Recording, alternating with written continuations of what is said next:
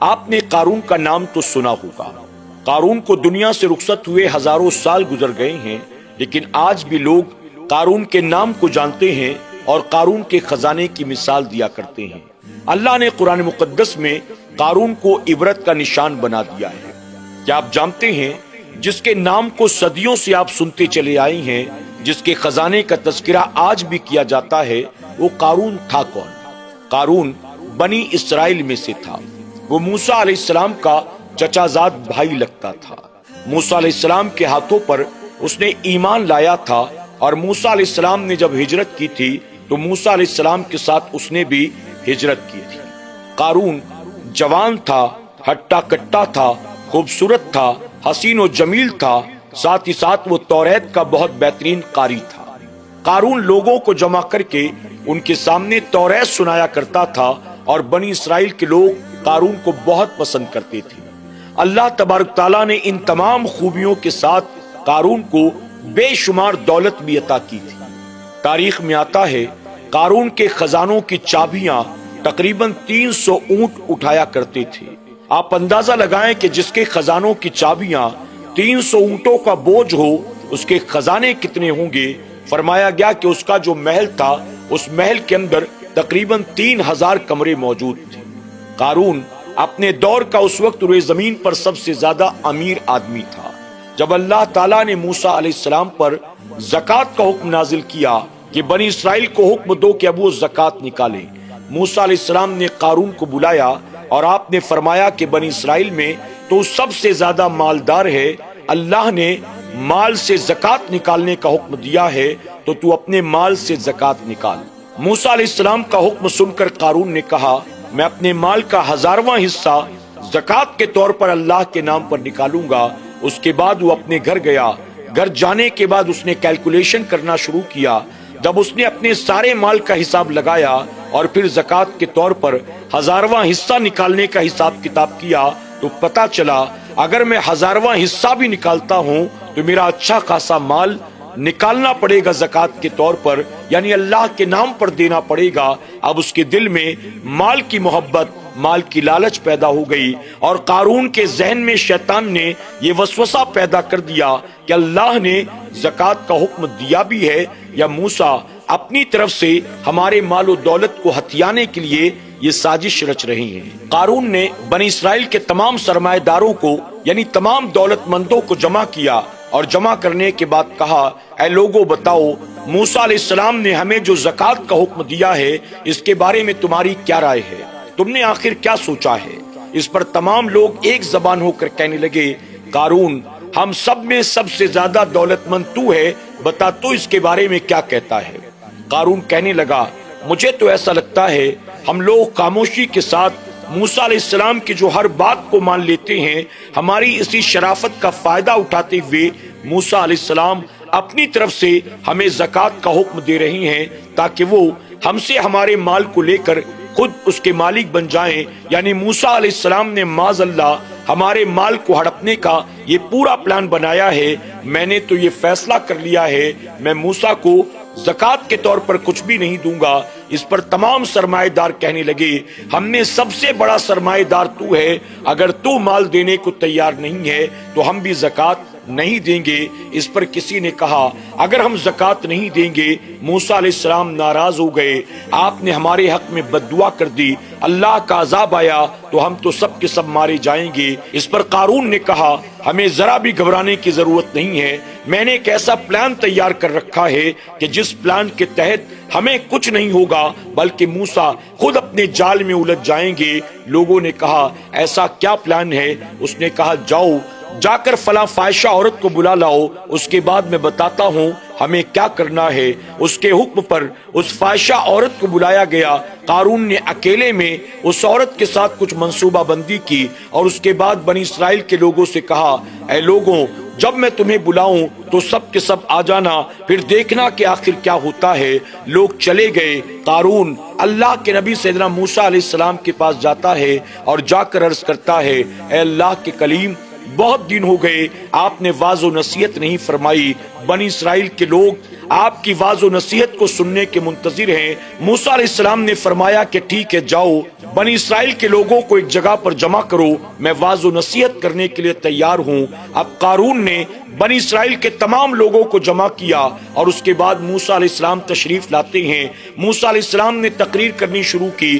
موسیٰ علیہ السلام نے عبادت کی بات کی، اللہ کی شان کریمی کی بات کی، آپ نے شان رحیمی کی بات کی، آپ نے جنت اور جنت کی نعمتوں کی بات کی، آپ نے رب کی وحدانیت کی بات کی۔ آپ تقریر کرتے کرتے کرتے کرتے یوں فرماتے ہیں جو اللہ کے نیک بندے ہیں اللہ ان کو جنت عطا فرمائے گا، اور جو اللہ کی نافرمانی کریں گے، اللہ سے بغاوت کریں گے، ان کو جہنم میں ڈال دیا جائے گا۔ نیکیوں کا صلہ جنت ہے، برائیوں کا صلہ جہنم ہے۔ اس طرح سے تقریر کرتے کرتے آپ نے فرمایا اگر کوئی شخص چوری کرے اللہ کا اس پر عذاب ہوگا، اگر کوئی شخص زنا کرے اللہ کا اس پر عذاب ہوگا۔ جیسے ہی موسیٰ علیہ السلام نے یہ فرمایا، اس پر قارون کہنے لگا اے اللہ کے نبی میں آپ سے کچھ سوال پوچھنا چاہتا ہوں۔ موسیٰ علیہ السلام نے فرمایا بتا کیا سوال ہے؟ قارون کہتا ہے اللہ کے نبی زنا کرنا یہ گناہ ہے، ہمیں یہ بھی بتا دیں اگر کوئی زنا کرے تو آپ کی شریعت میں اس کی سزا کیا ہے؟ موسیٰ علیہ السلام فرماتے ہیں اگر زنا کرنے والا غیر شادی شدہ ہے یعنی بیوی نہیں رکھتا تو اس کو 100 کوڑے لگائے جائیں گے، اور اگر وہ شادی شدہ ہے یعنی بیوی رکھتا ہے تو اس کو سنسار کیا جائے گا، یعنی اتنے پتھر مارے جائیں گے، اتنے پتھر مارے جائیں گے کہ وہ موت کے گھاٹ اتر جائے۔ اب اس پر قارون سوال کرتا ہے اللہ کے نبی یہ سزا صرف ہمارے لیے ہے یا یہ سزا آپ کے لیے بھی ہے؟ موسیٰ علیہ السلام نے جب یہ سنا آپ نے فرمایا تو کہنا کیا چاہتا ہے؟ قارون کہتا ہے اگر زنا ہم میں سے کوئی کرے تو صرف ہمیں یہ سزا ملے گی، یا اگر آپ زنا کر بیٹھیں تو آپ کو بھی سزا ملے گی۔ اللہ اکبر۔ موسیٰ علیہ السلام نے جب یہ سنا آپ نے فرمایا میری شریعت میں سب کے لیے ایک ہی حکم ہے، امیر ہو، غریب ہو، دیہاتی ہو، شہر کا رہنے والا ہو، پڑھا لکھا ہو، بے پڑھا لکھا ہو، کوئی بھی اگر زنا کرے گا ہر ایک کو یہی سزا دی جائے گی۔ اس پر قارون کہتا ہے اے اللہ کے نبی فلاں عورت آپ کے بارے میں یہ کہتی ہے آپ نے اس کے ساتھ زنا کیا ہے۔ اللہ اکبر۔ جب موسیٰ علیہ السلام نے سنا آپ کو جلال آ گیا۔ آپ فرماتے ہیں کہ وہ عورت کہاں ہے؟ جس عورت نے مجھ پر یہ الزام لگایا ہے اس عورت کو حاضر کیا جائے۔ چند لوگ گئے اس فاحشہ عورت کو بلا کر لاتے ہیں۔ قارون نے اس عورت سے 1000 دینار 1000 درہم کا وعدہ کیا تھا اور کہا تھا بڑے مجمع میں اگر تو موسیٰ پر یہ الزام لگا دے گی میں تجھے اتنا مال دوں گا۔ وہ عورت فوراً محفل میں حاضر ہوئی۔ موسیٰ علیہ السلام نے اس کی طرف دیکھا اور آپ نے فرمایا قسم اس ذات کی جس نے ہماری خاطر دریائے نیل میں راستہ پیدا کیا، قسم اس ذات کی جس نے مجھے حق نبی بنا کر بھیجا، سچ سچ بتا کیا جو قارون کہتا ہے یہ تو نے کہا ہے؟ اس پر وہ عورت اللہ کے نبی کے چہرے کو دیکھتی ہے، اللہ کے نبی کے جلال کو دیکھتی ہے، کانپ جاتی ہے۔ ایک طرف قارون کے ذریعے مال و دولت ملنے والی تھی اور ایک طرف اللہ کے نبی کی اطاعت اور فرمانبرداری کر کے اس کو جنت ملنے والی تھی۔ اس نے فوراً فیصلہ کر لیا۔ وہ اللہ کے نبی موسیٰ علیہ السلام کی بارگاہ میں عرض کرتی ہے اے اللہ کے نبی میں گواہی دیتی ہوں آپ سچے ہیں، آپ اچھے ہیں، آپ نے کبھی ایسا کوئی کام نہیں کیا۔ قارون مجھے بیلا فسلا کر مال و دولت کی لالچ دے کر آپ کے خلاف تیار کر کے لایا تھا تاکہ میں لوگوں کے سامنے آپ کو بدنام کر سکوں، آپ پر یہ الزام عائد کر سکوں۔ اللہ اکبر۔ جب موسیٰ علیہ السلام نے یہ سنا آپ کی آنکھوں سے آنسو جاری ہو جاتے ہیں، آپ اللہ کی بارگاہ میں سجدہ شکر ادا کرتے ہیں اور گڑ گڑا کر اللہ کی بارگاہ میں عرض کرتے ہیں اے اللہ قارون پر اپنا عذاب نازل کر۔ آج قارون نے تیرے نبی کو لوگوں کے سامنے بدنام کرنے کی کوشش کی، اے اللہ اگر میں واقعی تیرا نبی ہوں قارون پر ابھی اپنا عذاب نازل کر۔ اللہ تبارک تعالیٰ نے وحی نازل کی اے موسیٰ ہم نے زمین کو تیرے تابع کر دیا ہے، تو زمین کو جو حکم دے زمین تیرے حکم پر عمل کرنے کو تیار ہے۔ اب موسیٰ علیہ السلام نے زمین سے مخاطب ہو کر کہا اے زمین پھٹ جا، قارون کو اپنے اندر دھسا لے۔ اللہ اکبر۔ اللہ کے نبی کا یہ کہنا تھا، زمین پھٹ جاتی ہے۔